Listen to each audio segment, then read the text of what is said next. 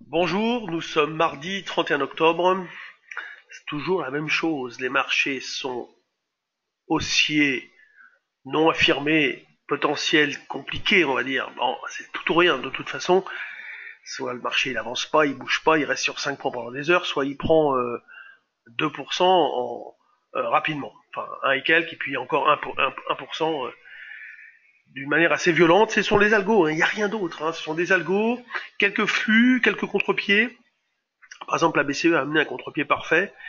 La veille, on était passé de 5304, 5004 même, à 359 le soir, à 60, personne en voulait, ça baissait dans le vide. Le lendemain, on repart à 70 et boum, ça explose. Bon, les intérêts techniques sont supérieurs, les logiques techniques sont supérieures aux logiques fondamentales, c'est comme ça. Et en plus, c'est vrai qu'après, le fondamental vient conforter les gérants dans leur idée d'acheter. Ce matin, le résultat de BNP est mal vu. Alors par contre, il faut la surveiller de près parce que si jamais elle remonte, le CAC peut booster. Si jamais il la retire, là, il est à moins 3, comme vous le voyez là, SocGen à moins 1,27. Si jamais ils reviennent, donc là, moi j'ai mis par exemple la BNP en permanence devant moi en 5 minutes pour la surveiller. C'est vrai que je suis placé, vous voyez, sur le CAC à 82 ici. J'en ai mis que 5 pour l'instant. Ce sont des entrées agressives qui ont fonctionné à chaque fois. Donc je suis placé, voilà. Là, vous le voyez, je peux pas faire mieux. Et une fois que je vais couper ça, je vais pas l'enlever, hein, vous inquiétez pas. Hein. Il y a 3 points d'écart avec donc entre le futur et le CAC. Ça c'est Vinci qui va détacher son dividende bientôt, le 7 novembre. Le DAX est fermé, c'est la fête de la réforme. Martin Luther, qui avait à l'époque, bon, on regarderait dans les livres d'histoire. Donc le DAX est fermé. Euh, bon, pas d'alerte baissière vraiment immédiate possible. Hein. Ce qu'on va chercher à surveiller, c'est l'idée d'une possible fin de la hausse. On va guetter de près le faisceau d'indications qui va peut-être nous permettre de voir des choses. En attendant, c'est vrai que les marchés sont toujours assez creux, il n'y a pas de densité. En fait, tout le monde va dans le même sens au même moment et ne rencontre pas de résistance, ce qui explique les mouvements de vendredi et jeudi et vendredi. La grosse zone d'achat, elle part d'une anticipation, par exemple sur un repli vers nous dans le trade du jour, on mettait un peu loin, c'est vrai. Bon, d'ailleurs, on va peut-être le faire évoluer, mais on mettait 5300, la zone des 70-60. Mais vous voyez, ça n'empêche que je commence à 80. Et c'est vrai que 5400, pardon, hein, 70-60. Et on peut aller jusqu'à 5360 sur 100 points de repli. Vous ne pouvez pas considérer que le marché se fragilise d'une manière significative.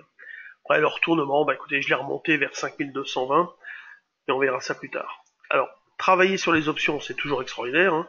Vol à 9, donc il faut acheter les options. Sur les petites valeurs, on a Nano là qui perd beaucoup.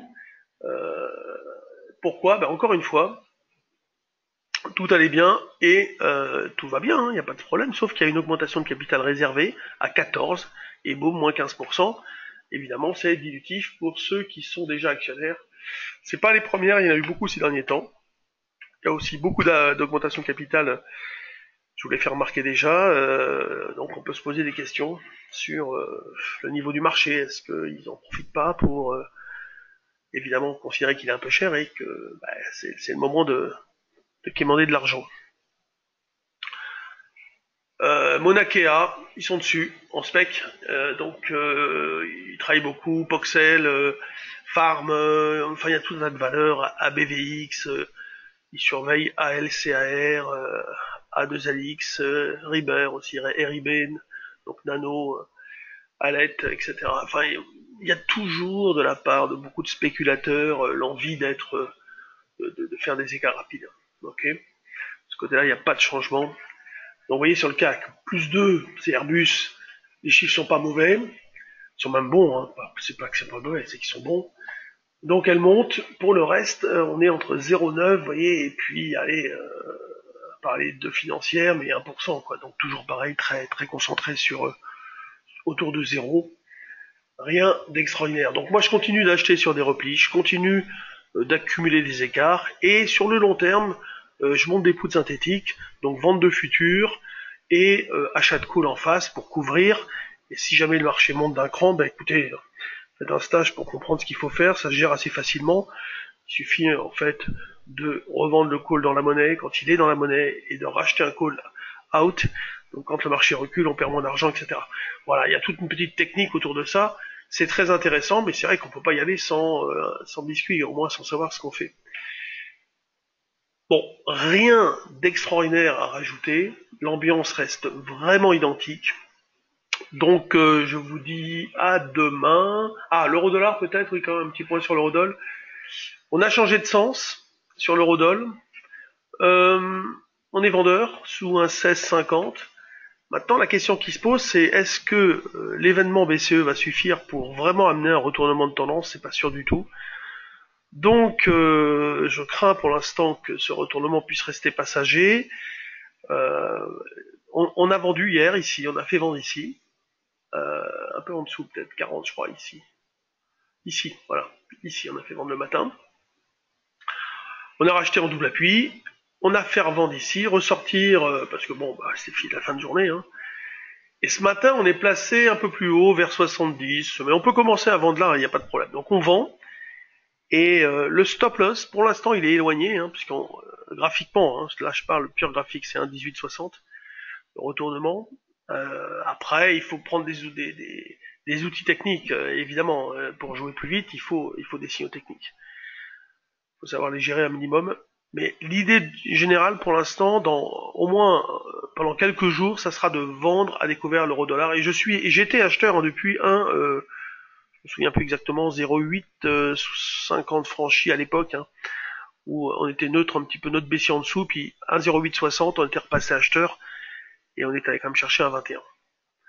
C'est ça aussi dans le trade du jour, ce qu'on oublie, c'est qu'on joue des tendances et que dans ces tendances, on a gagné pas mal. Et là, bon, de toute façon, tous les trades ont été gagnants pratiquement sur le trade du jour, je crois, sur l'euro-dollar. Juste pour info, le 9 novembre, il y a le Day Trader Live. Si vous voulez y participer, n'hésitez pas. Ça s'est bien passé jusqu'à présent. De toute façon, on va faire un événement mensuel. Et celui-ci, là, le dernier, sponsorisé entre guillemets par Pro Real Time qui offre 10%. Bon, il y a un petit truc, appelez-nous hein, pour connaître les modalités. Mais bon, vous allez sur leur site, vous verrez, il y a une pop-up 10%, etc. Donc, bon, bah, je vous dis à bientôt. Bon trade, soyez prudents, c'est pas le moment de prendre de grosses initiatives. Si vous voulez vendre à découvert, fermez votre risque par des calls. Et puis, allez-y doucement. Bonne journée et à bientôt. À demain, en tout cas.